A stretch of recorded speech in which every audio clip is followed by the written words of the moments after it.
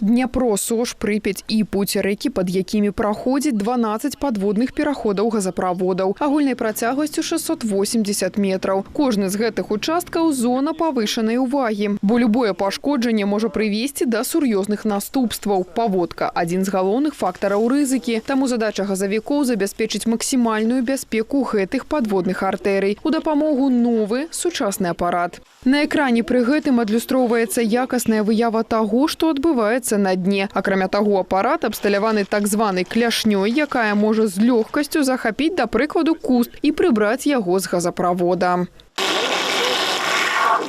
Тэхнічнае абследаванне сталёвых газаправодаў – дзеянне планавае. Для суднаходных рэкаў такая рэвізія праводзіцца раз у 3 гады. Для несуднаходных – радзей, раз у 5-годку. Са з'яўленнем падводнага дрона ў прадпрыемства адпала неабходнасць прыцягваць дадатковыя плавательныя сродкі і персанал. Такі від абследавання падводных пераходаў для Беларусі ў навінку. Іспыты новага робата правялі на тэрыторыі Гомельшчыны, але нашы газавікі на тэхналогіі не прагныя. Іх прапануюць і другім рэгіёнам. Увядзенне падводных дронаў у працэс абследавання вонкавых газаправодаў стала сапраўдным прарывам галіны. Сучасныя прылады змяншаюць рызыкі для работнікаў і пры гэтым дазваляюць знізіць выдаткі на правядзенне абследаванняў. Якасць дасягае новага ўзроўню, а дадзеныя, атрыманыя дронам, становяцца больш дакладнымі і надзейнымі.